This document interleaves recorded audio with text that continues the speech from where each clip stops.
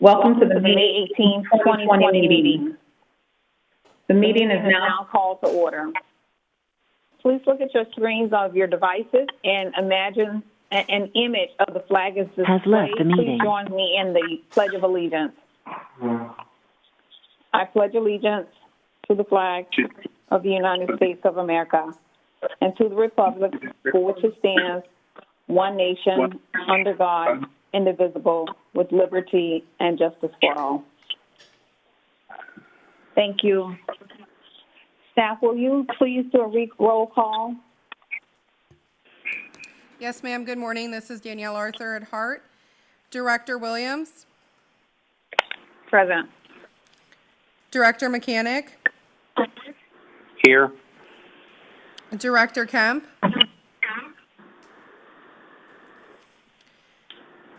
Director McLean indicated that he would not be attending. Director Overman. Here. Director Schisler. Here. You have a quorum.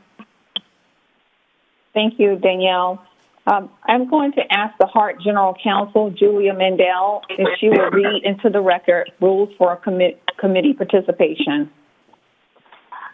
Yes, good morning. This is Julia Mandel, and I'll read the rules for committee participation. Thank you for your participation in this virtual meeting.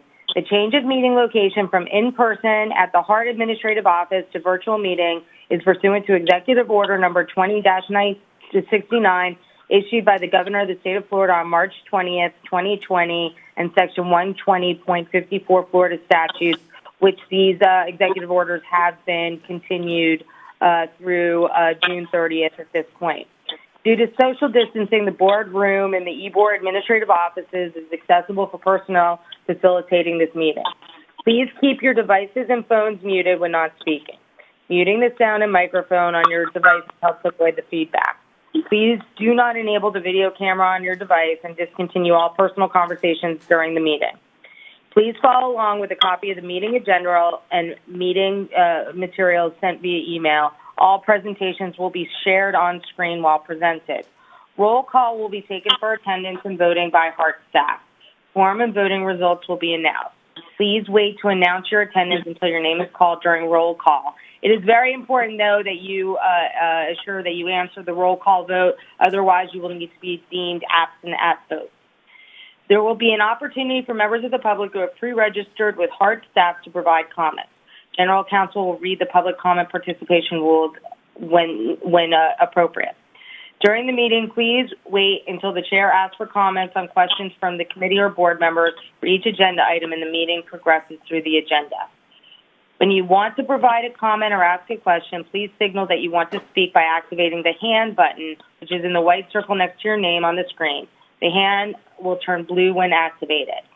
Staff will read the hands raised in order for the chair to acknowledge. Then the participant may unmute their device and speak.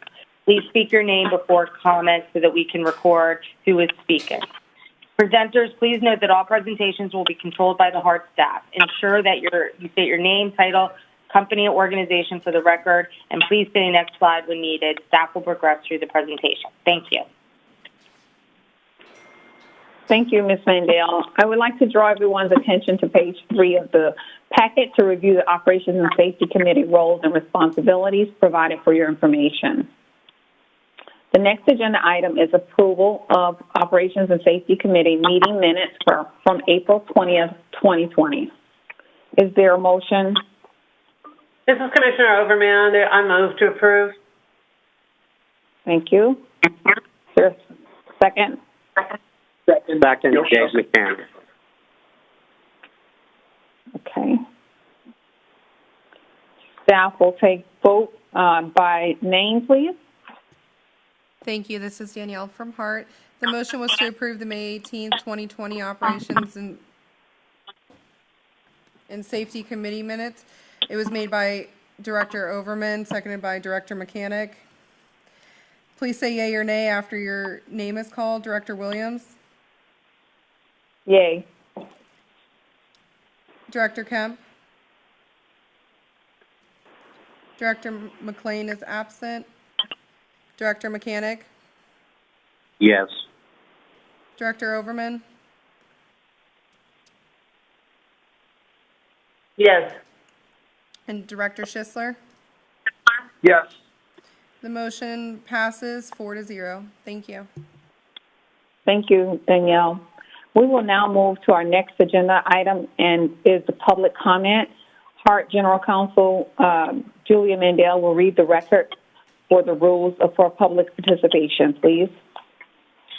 Thank you. Again, this is Julia Mandel.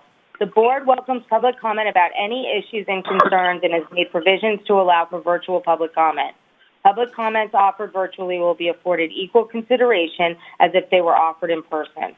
Anyone wanting to provide public comment for any HART committee or board meeting should contact Danielle Arthur, Board Administrator, at arthurd@gohart.org. That's ARTHURD @GOHART.org. Or at 813-955-2426 with your name, phone number for pre-registration. Comments are due by 5 p.m. the previous day of the meeting, day previous to the meeting. Staff will call on speakers by name in the order in which registrations were received. All callers will be muted upon calling and unmuted as in submission order after being recognized by name. Please state your full name and your organization and address if desired. Up to 3 minutes are allowed for each speaker, and the speaker will be muted once time is up. Staff, please proceed to public comment. Good morning. There was no one who pre-registered for public comment. Thank you. Thank you. Thank you, Danielle. Thank you, Mrs. Mandel. This concludes the public input section of the meeting. HART General Counsel will read the closing statement into the record, please.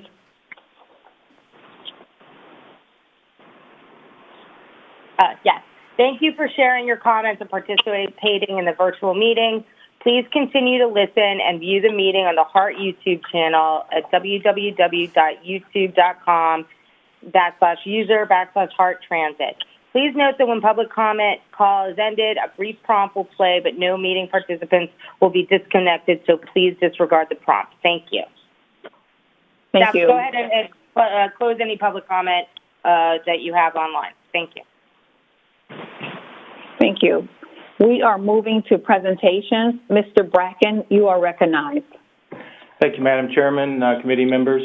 This is just a follow-up to our last round of the Voice of the Customer surveys that we conducted back in December.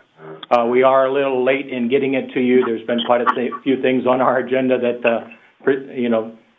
pushed us back a little bit, but we wanted to make sure we got this information to you. Next slide, Daniel. Customer surveys are a great way to find out, the experiences that our customers are having out there. We have been doing this for quite a few years. As you're aware, this is round 8 for the fixed route and round 4 for our paratransit side of the house. Next slide. HART's key factors that we're looking for out there is the customer experience, our financial performance, our employee success, and our community values are the main focus points that we're looking for in gathering this information from our customers. Next slide. On this round, we did 537 surveys on the fixed route system. 503 were done in English and 34 in Spanish. This was a request from the board last round, and we did have a few respondents in the Spanish version this time. 6 days in the field, December the 3rd through the 8th. Every 5th rider was interviewed, and this is statistically valid at 95%. I know we had a few questions last year how we got the percentage. Over to the right-hand side, you'll see on the fixed route side, they based that on 36,702 average daily fixed route ridership, and did a total of 380 surveys. So that's how they came up with their calculations, just to clarify that for you this time. On the HART Plus side of the house, we did 253 surveys. 215 were with customers and 38 were with their caregivers. 13 days of phone surveys, December the 2nd through the 18th. And once again, 95% confidence level on the survey. 2016 was our active riders, and a total of 323 surveys were completed. Next slide. Next slide. This year, fixed route went up a little bit. We up to 51% overall approval rate. HART Plus stayed pretty much the same. We're down 3% over the last few years, and we'll get to a slide here in a few minutes to show you a little more, but the 3% is a very down tick. I think our highest ever was 72%, and we're down to 70 this time. So industry average is 26%, so we're well above the industry standard. And our HART Plus, and you'll see the note at the bottom, HART Plus is a little bit different, or paratransit. The average there is 61%, and we're at 70%, so we're still well above the industry standard on that. Next slide. This is how we get our scores. It takes the Net Promoter Score is the amount of promoters, and you subtract the amount of detractors, and you come up with our Net Promoter Score. So our promoters was 64, our detractors was 14, and it came up with a net of 51, and that is rounded, and you know the math doesn't come out to exactly 50, so the 51 is the rounded score for us. Next slide. And here is the fixed route trends that we've had over the last, well, since we started. As you'll see, the round 6, fall of 18 was after Mission Max, and we've seen a slow, gradual trend back upward, and this one ended up at 51% this time. Next slide. HART Plus, as I mentioned before, I guess I was wrong. Our highest score was 76. We're down to 70%. We have seen an increased ridership there, and we have taken some steps here recently and increased our paratransit operator staffing to try to meet the demand that we've been having, and we'll get to those comments from them in just a little bit. Next slide. The overall impressions, HART Plus customer on-time performance is 16% higher than the industry sampled average. HART's actual on-time performance is 4% higher than customers' impressions. 81% of the customers required 2 or more transfers in the fall, a 6% decrease from the spring of 19. And then HART customer satisfaction with customer service calls being answered properly decreased 16% from spring of 19. And we've also taken some steps to fix that. We've hired some additional staff at our call center and working on our IVR processes to impede that number. Next slide. Fixed route. Customers are overall satisfied with the system providing a value to the community. This is a new question this round that we put in. 92% of the people said that they believed we were a value to the community. Bus operating on the days I need them is at 89%. The ISA is the industry sampled averages, so we're well above that. Ease of gathering information about HART routes and services, once again a high number at 87%, average is 79%. And the price of fares being reasonable, 87% compared to an industry standard of 72%. Some of the things we need to work on, cleanliness of the bus shelters, they rated us at 56%.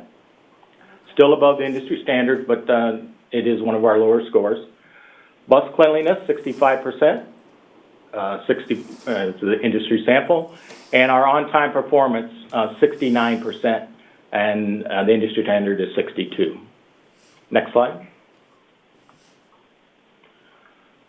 HART Plus, feeling safe while boarding the vehicle, 97%, which is phenomenal. Feel safe when riding the vehicle, 96%. Call center representative being helpful, knowledgeable, and courteous, 96%. The ones that they're least satisfied with this round was the calls being answered promptly at 65%, and the vehicles arriving on time, 83%. And as I said, both of those have been addressed with hiring of more staff for the fixed route, for the paratransit operators, and with the call center staffing as well. Next slide. Our next steps was reviewing the information gathered during the survey. We are developing an action plan. As we said, we started already on some of those items. Create a steering committee to address the identified issues and concerns. Investigate and address the route concerns during the Transit Development Plan comprehensive analysis. And reallocate resources to address the needs. Just a note, we did not conduct the streetcar surveys this time. During this time is when the construction was going on, so we have deferred that till our next round, and we'll make sure that we get those to you the next time around. So, any questions? Chair, you had a question from Kimberly Overman. Commissioner Overman, you are recognized.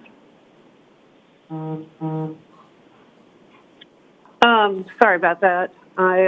We just had a transformer get hit, the storm hit, and the dog had to come in, and the kid was screaming, and so it's working at home.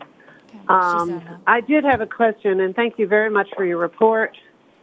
It's obvious that we've been doing a great job with addressing our transit riders' needs.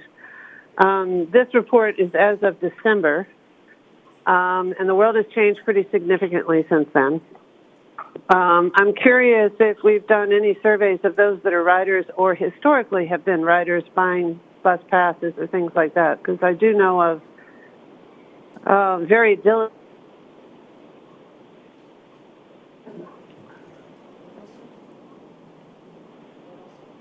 Commissioner Overman? I think she got hit by the storm. I do believe she got hit by the storm. I did want to let the committee know that committee member Kemp has now joined on the line as well.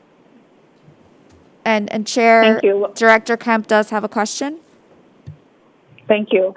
We will go back to Commissioner Overman once she's returned to line, but go ahead and Commissioner Kipp, you are recognized, please.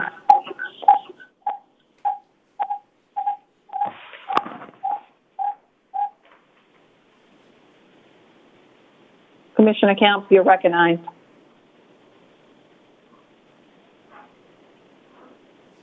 I'm back if you are. This is Commissioner Overman.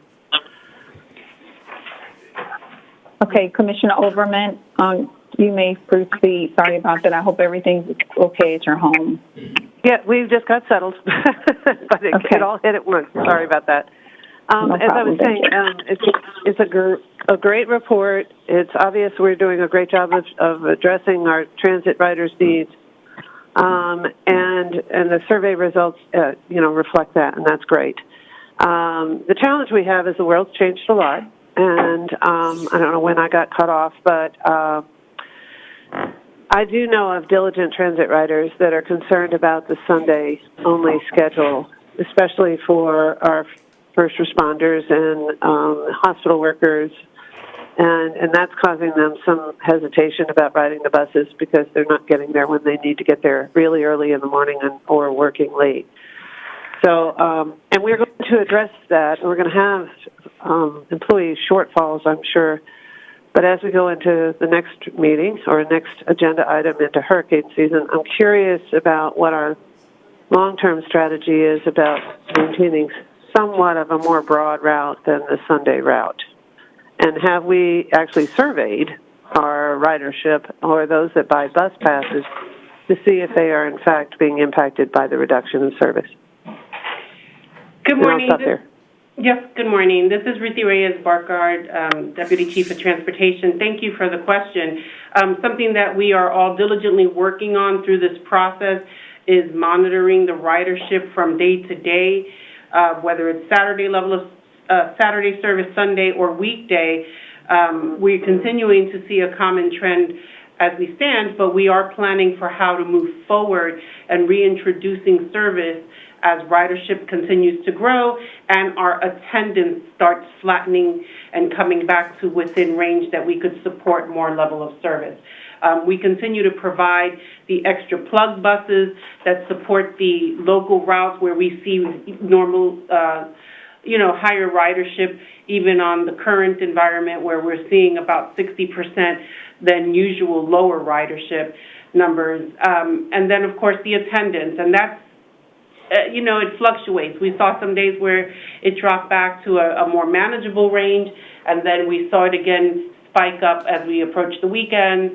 And so we're still trying to manage that part. Employees do have their medical issues, concerns, their regular ills, their FMLA.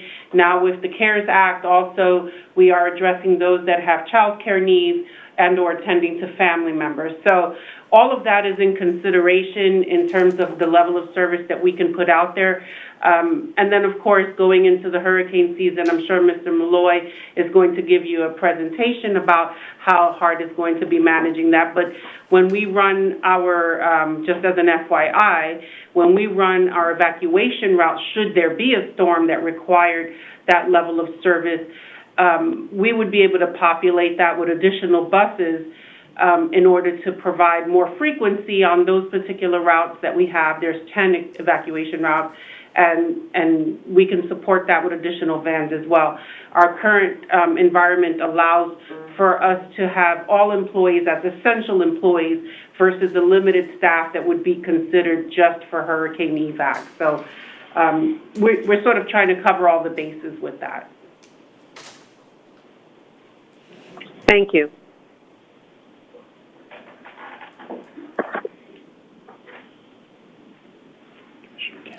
Chair, I don't see any other hands raised at this time. I saw earlier Commissioner Kemp had a question.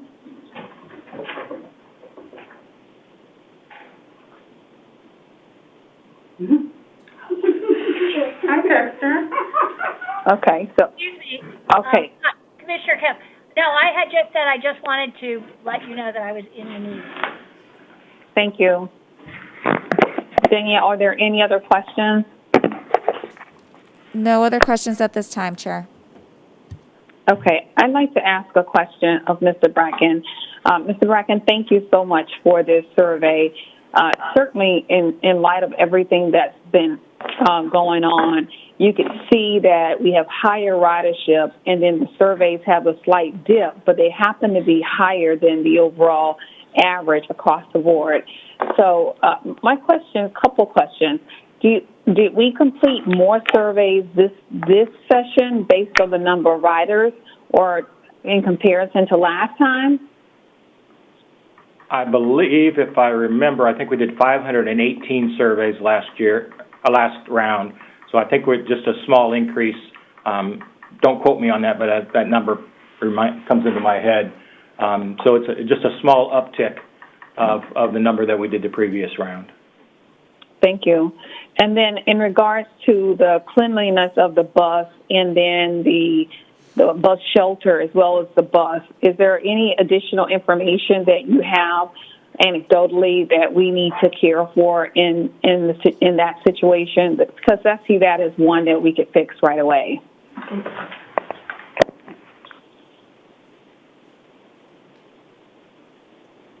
Additional positions in the maintenance department to also help us with increased sanitizing efforts. So we only had 8 custodians to maintain our entire fleet, so we have now cured that by opening up additional positions, which we hope to fill within the next few weeks. Okay, that's great news because I think the cleanliness of the bus ride and it makes people feel more confident in the fact that they were taking precautions during this time and as well as the fact that the bus driver is there as well. So thank you. I appreciate that. And the last question I have is regarding the continuity plan. It got me thinking when I started to see some of the storms and the hurricanes that are projected for 2020 and some of the heavier rains and some of the other markets. I wanted to make sure that we have provisions made for the continuity plan as well as maintaining our COVID-19 protocol, and as we move forward, and keeping in mind that part of that is the overall safety of the bus riders and the drivers as well. And I didn't want to lose sight of that continuity plan. Is that something that is being worked on, or is that one that we already have in place and they will bring those forward and share those with us at another time? Yes, Director Williams, this is Colin Malloy. We do have a continuity of operations plan, or COOP as it's called. It's updated on an annual basis. We also have the hurricane plan that's updated on an annual basis, as well as our security and emergency preparedness plan. So we update those on an annual basis and as situations dictate, but we have a number of those emergency management programs and plans in place, and we'll be happy to share with the board members individually and go through that information at their request. Mr. Malloy, thank you so much. One slight more question. I know we handle those plans individually, continuity plan, COVID plan, safety plan. Have we taken an opportunity to ensure they're integrated and dependent upon if one or more things happen at one time that we've already cared for those scenarios? Yes, we are kind of monitoring, though. We updated the pandemic plan this year with some of the new information, but we really do try to have, I think as you referenced, an enterprise approach that they should coordinate with one another, integrate with one another, so we have a common operating picture, not only internally, but I talk about this in the presentation later, but also with the county and the city to make sure that we're working in partnership with them. So a lot of what we do in an emergency preparedness perspective is both internally within HART, but also larger within the community as we coordinate with stakeholders such as Hillsborough County, City of Tampa, City of Temple Terrace. So we do a lot of coordination with them. Thank you, Mr. Malloy. Danielle, are there any other questions? I'll check one more time. Chair, this is Lorena, and no, there are no other questions. Thank you. Thank you, Mr. Bracken. I appreciate your presentation, and it's evident that the work that you guys are doing in light of times that we've not had in the past, you still continue to maintain. So I much appreciate the focus and emphasis. I'll now go to Mr. Malloy. You are recognized for the monthly safety and security update. Thank you, Chair and members of the committee. We go to the first slide.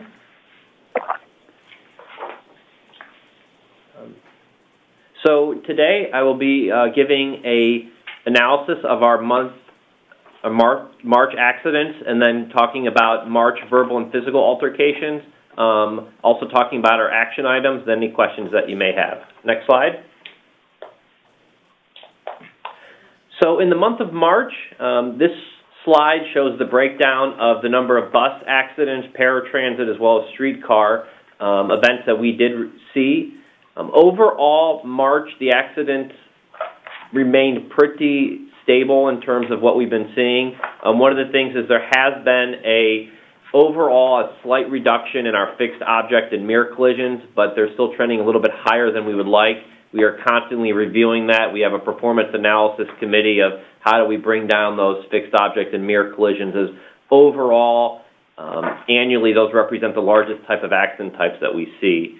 One thing that has, in terms of a month-to-month breakdown, is that rear-end collisions, so third-party vehicles hitting HART buses, and we have been seeing an increase on that on a month-to-month basis, and we're looking at what we can do to help mitigate that from, again, these are motorists, third-party vehicles that we find are distracted out on the road, are usually on a cell phone, that actually rear-end the back of our vehicles, and that's a little bit of an increase that we're seeing that we've been monitoring of how do we help reduce that moving forward. On the para side, we have a pretty good safety record over on the para side. The type of events that we see are within kind of gated communities as we do some of those demand response. The fixed object collision that we had was a gate that hit a van, and then we had a third-party vehicle that hit one of our para vehicles. On the streetcar, again, we have an extremely great record in safety on streetcar. The fixed object collision in that case was the scooters that you see out along the channel side area. Someone actually left that out on our right-of-way, and that's we made contact with a scooter that was left unattended. So in terms of, again, just in closing, the accidents, we're monitoring. We are working on ways to mitigate some of those, but overall, we haven't seen any large jumps. Next slide. So again, making sure that we communicate the number of physical and verbal altercations that we have. In the month of March, we had no physical altercations with bus operators. So I can talk about through January, February, and March, we've had no physical altercations that have occurred. On the verbal, we have seen around 6 this month. Of those 6, one of them did involve threatening language. Some of the things that take away from the verbal altercations is that we're finding that over 50% of those verbal altercations, the individuals that are speaking with, they're causing those by our operators, are under the influence of some sort of intoxicating influence that seems to be the root cause, and they've been trespassed and arrested accordingly. Again, in paratransit, we saw no occurrences in the month of March. Again, we'll be reporting monthly on this, as well as at the full board meeting, giving quarterly reports, but we want to make sure that we keep you up to speed on that. We have been seeing, in terms of annually, roughly about a 25 to 30% decrease in verbal altercations in the last 12 months, and a decrease in the physical altercations as well. So a lot of that is from the activities that this board and committee have helped supported and all the work this organization has done. Next slide. In terms of action items and next steps, we're continuing to have our accident review or performance analysis meetings where we do a deeper dive in terms of data and get subject matter experts from operations, service planning, training, safety and security about how we develop plans for reducing our accidents, reducing the type of security events we see. Individually, we are continuing with post-event refresher training. So anytime an operator is involved in an event, they have specific training. We've also increased this in the past year in terms of the frequency of that to make sure that we're providing post-event training to all of our operators. We have been we're looking in June and July to conduct quarterly bus operator safety training. One of the things we're looking at right now within the training department, though, how do we most effectively deliver that while ensuring that we have social distancing? So some of the things is that we'll probably have a larger amount so we can break up the group so we keep that 6 feet. But we are looking to continue to make sure that that successful program of the bus operator safety training continues. In the next, over the summer, we're also going to be working on a human trafficking program in terms of how to identify signs of human trafficking that may occur within the community and how our bus operators can be the first eyes and ears and communicate that to law enforcement. Not only is this an action item within HART, but we're looking to partner with the community, especially as we prepare for the Super Bowl in terms of how do we more effectively leverage out a human trafficking program. Some things I want to mention that we just got communication on is that the Transportation Security Administration has reached out to us and will be doing a threat and vulnerability assessment on June 3rd for HART in preparation for the Super Bowl, as well as a tabletop functional full-scale exercise in November in preparation for the Super Bowl. We are happy to say that that has been part of a grant that TSA has, and there'll be no cost to HART in terms of utilizing these resources that TSA have, and we'll be sure to report back to this committee once the threat and vulnerability assessment is conducted in June and the report is issued, as well as keeping this committee informed as the full-scale tabletop functional exercise is planned and delivered in November. Next slide.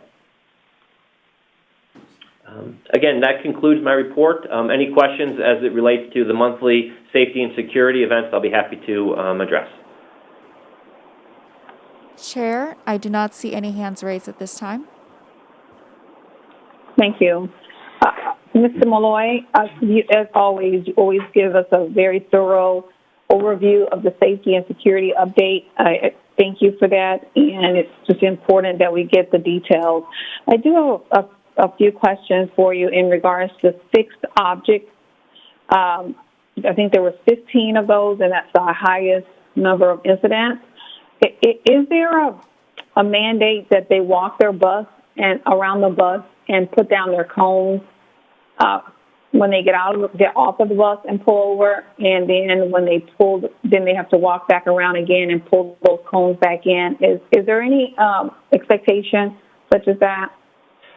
So what our operators do is they do a pre-trip as they're preparing for the day, and they're checking a number of safety features. Included with that is how their mirrors are placed, as well as brakes, how their seat is set up. And part of that is to help reduce some of the activities that could lead to the fixed object collisions. What we find, really the root cause on the fixed object collisions, is there's a lot of distraction that can occur. And we really talk with the operators about how to manage those distractions, whether it's a manual distraction, a visual, or even a cognitive distraction of, say, they're speaking to a customer while they're driving. So that's what we find in terms of the root cause is a lot of it deals with the distractions that operators experience as they're driving on the road. And we find that the refresher training, the quarterly training works well, but there are tools such as you mentioned, that pre-trip there's actually a form, we call it the DVI form, that they complete that helps us verify that they're doing a full pre-trip before they enter that vehicle. And that's done in the mornings before they move their vehicles? Yes, ma'am. Okay, thank you. And then the threatening and offensive language, I saw verbal altercations, they're down across the board. I'm curious knowing, are those folks that are on this list that are identified just by number only, have they been cited or given any type of warning as to their behavior on the bus? Yes, ma'am. They are issued at bare minimum a trespass, and so when we have these type of events, law enforcement is called. Law enforcement then becomes the incident commander at those scenes. At the bare minimum, they are trespassed and removed from the property, and then it would be up to that responding officer of whether an arrest is made. In some cases, the person is arrested. In some cases, based on the determination from that officer, the person may just be removed from the bus. So at bare minimum, when we have one of these situations, the individual should be trespassed. Then if they are arrested, that's going to be up to law enforcement that responds to the scene. Thank you, Mr. Malloy. Okay. If there are no other questions, Ms. Malloy, I believe you are the presenter for the Public Transportation Agency Safety Plan. Please proceed forward. Okay. Yes, ma'am. Next slide. So this presentation, earlier in the year, we spoke to the committee about some of the newer regulations that are taking place. So this presentation is just giving you an update of where we are as well as where the FTA is. So I'll be giving some background on the PTAS, or Public Transportation Agency Plan, SMS, the requirement, and then HART's timeline. Next slide.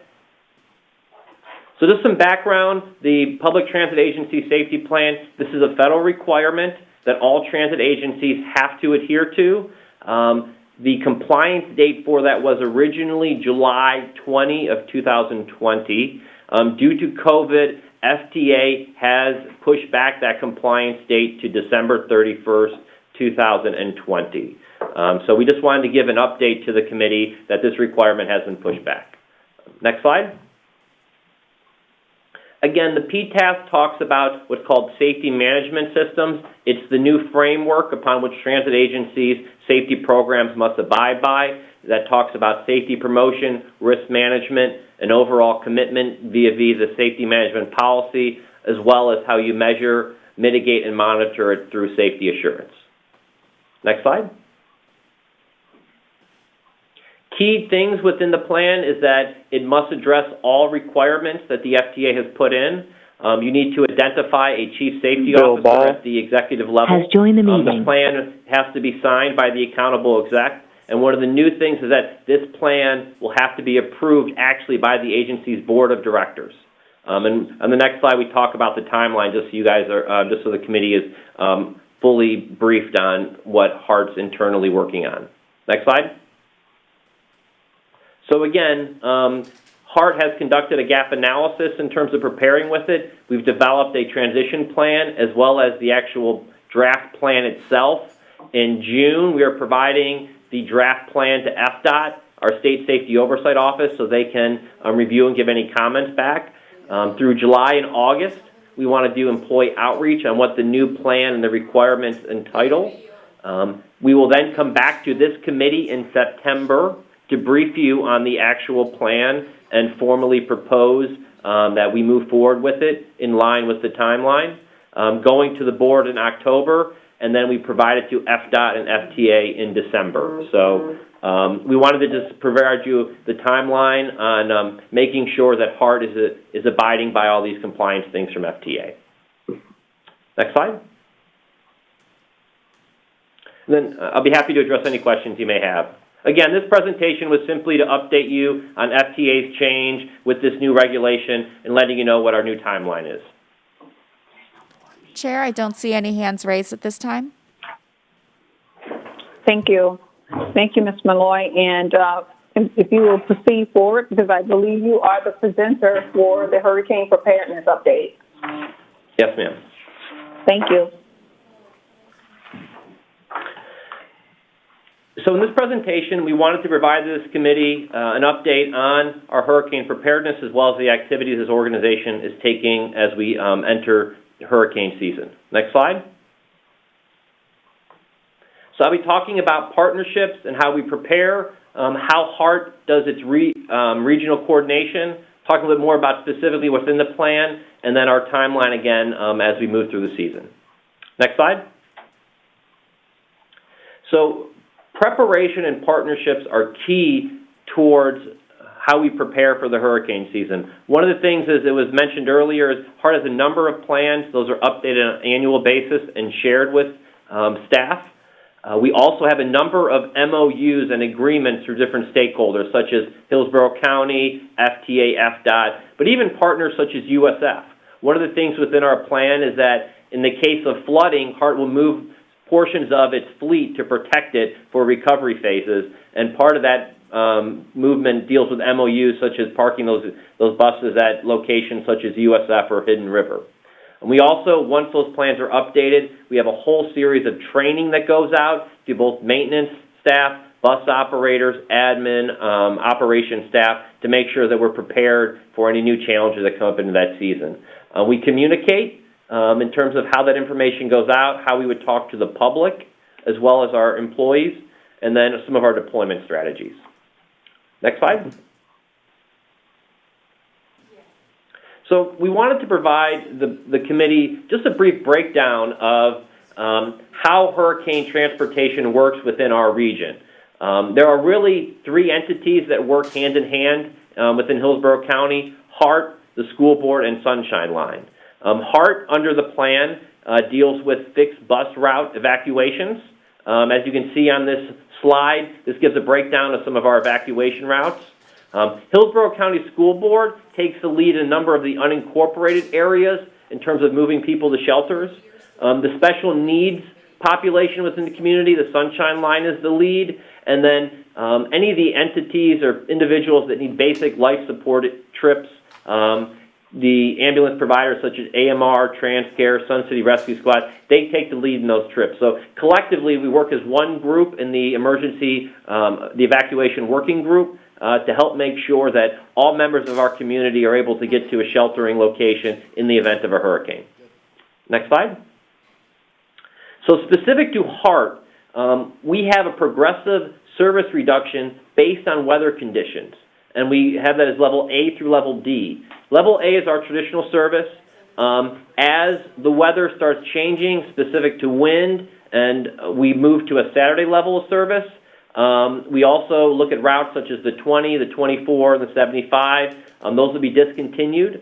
As we progress down, we would move to a Sunday level of service. At our level C, you will also see that our HART Flex and streetcar would no longer operate. Then level D is when our service would discontinue or shut down. I would also want to make sure that we share with the committee that our paratransit service, as you look at these levels, paratransit is going to mirror what our fixed route service does. So as we do reductions in fixed route service, paratransit would respond accordingly. One of the key things to take away roughly is that at approximately 39 to 40 miles per hour of sustained winds, our buses will be coming off the road at that time as it's no longer safe for them to operate. So that's one of the key thresholds, is that 38 to 40 sustained winds. And that's similar to what police and fire do as well. Next slide.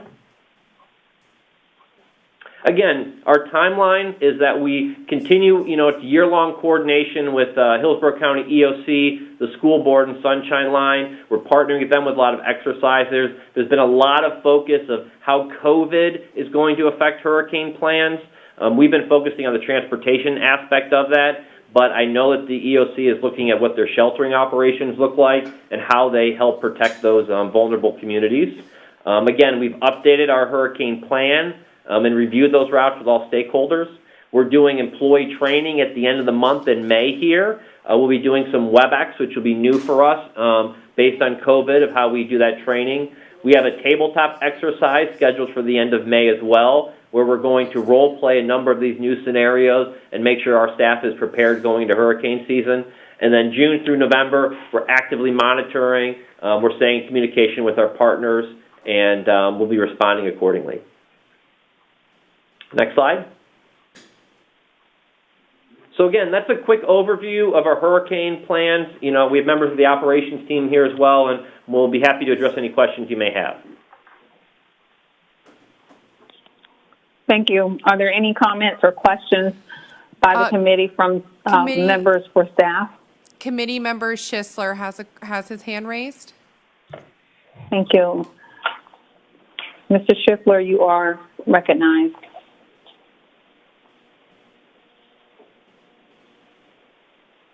Curious about what the hurricane preparedness would look like. Is there any option of, during a hurricane emergency, increasing coverage to a specific area? And that's just an academic question. I don't know. I'm not asking for that to be done.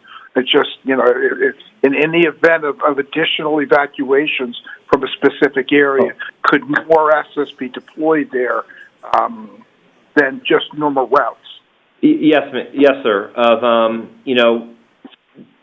Part of when you're dealing with an emergency such as a hurricane is the situation becomes fluid. There are a number of different circumstances that can take place. We follow the lead of Hillsborough County EOC, so we may be directed to help with evacuating a certain community that's dealing with flooding, or helping move people from a certain portion of the county. So again, this is just a plan or a framework. It obviously will change, and it has in the past changed as situations warranted.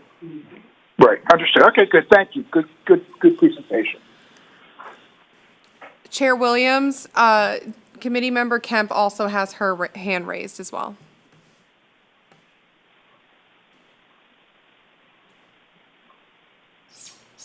Has joined the meeting.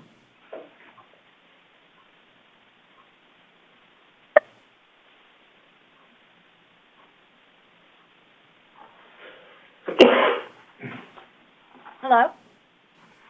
Yes, go ahead. Oh, okay, thank you.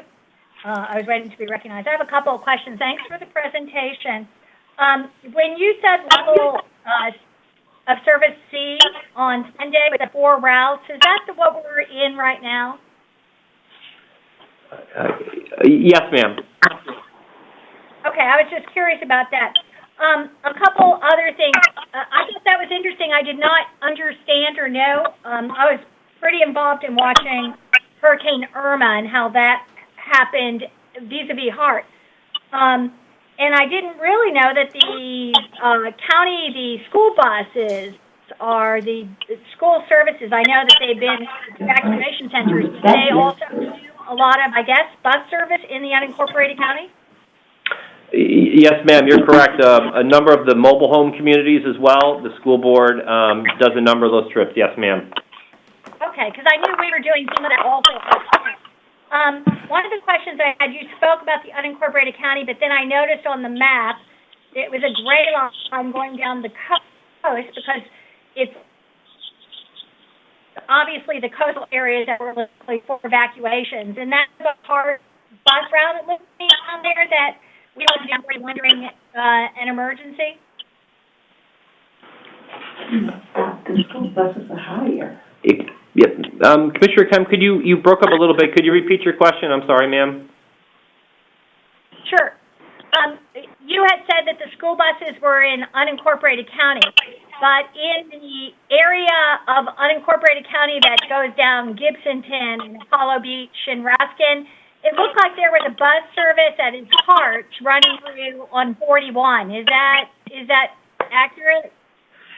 Yes, ma'am. This is Rita Burkhardt. We do have one of our evacuation routes that does run in that corridor. It's very similar to our route 30 that sort of runs in that corridor and goes north, and we continue to support that area for as long as we can. I think when Mr. mentioned the school buses in the unincorporated, there are areas deeper into the county out there that we do not serve.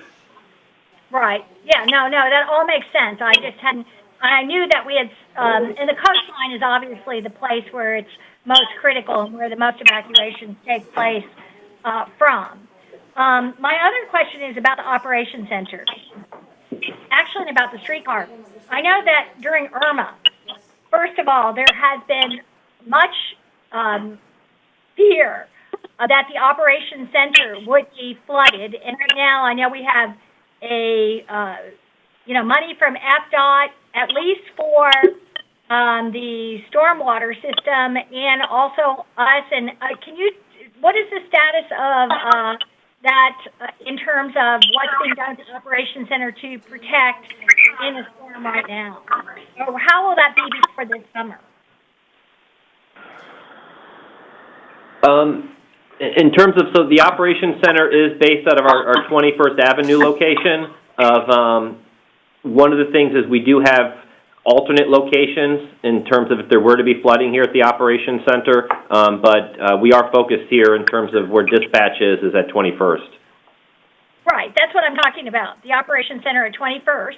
So right now, I know that there's FDOT funding. Wasn't there $3.5 million for stormwater, plus maybe we matched it or something? Is that not going to happen for like 6 months or even started? Is it in progress? Is there anything to report about that? Or am I wrong? At this point, I wouldn't be able to report on that, ma'am. Because I'd really like to know that, because that was a huge problem and has been, and one of the things that drives me to say that the number one transit, I think, investment that should be made, top priority in the entire region, is our Operations Center at HART, because of the threat of stormwater and because of the condition that so much of it is in. But okay, that would be a good thing to have a report on the future, I think, so we can understand where we sit with the Operations Center. And also, I know, at least at the time, if the city of Tampa ever becomes inundated or is the center of a storm, it could be very devastating to our streetcar or to the city streetcar system, from what I understand. You probably don't have any information on that, correct? Commissioner Cup, I'll be happy to gather this information, and we can report back to you on these so we can provide you a little bit more detailed information. That'd be great. I know that HART really shined during Hurricane Irma for everything it did in evacuations and the protocol, and there was amazing work during that. So I just like to know, because I know that these things were a terrible threat at that time, and I don't know if anything has changed about that. Yeah, I would concur, Commissioner Kemp. I think one of the examples that you may be alluding to is when we had Irma, is that as external, outside of our community responders, such as EMS, from all over the region, the country came into Tampa, they actually fueled at our 21st Avenue location. And our maintenance team really were leaders of getting them fuel to make sure that those responders could get out and help our community. So examples like that, I think, they show the importance of 21st Avenue and HART as a transportation leader in this community. So I completely agree with what you're saying, and I'll be able to come back with more detailed information to you at our next committee meeting. Great, thank you so much. Commissioner Kemp, thank you so much for your question. And I thought I was calling on you but I was muted. So my apologies as you were waiting to be called upon. So thank you, and I appreciate the questions you brought to the table. A little bit confusing here, so no problem. Thank you. Thank you. Any more questions for Mr. Malloy at this time? Mr. Malloy, thank you for your presentation on the hurricane preparedness, the Public Transportation Agency, and the safety and security update. I have to tell you that these are some of the best plans that I've seen, and I can tell you I work in this business significantly with the number of folks that we have on the road and how important this message is. So thank you so much for the work you're doing. Okay, this concludes the agenda. Is there any old business?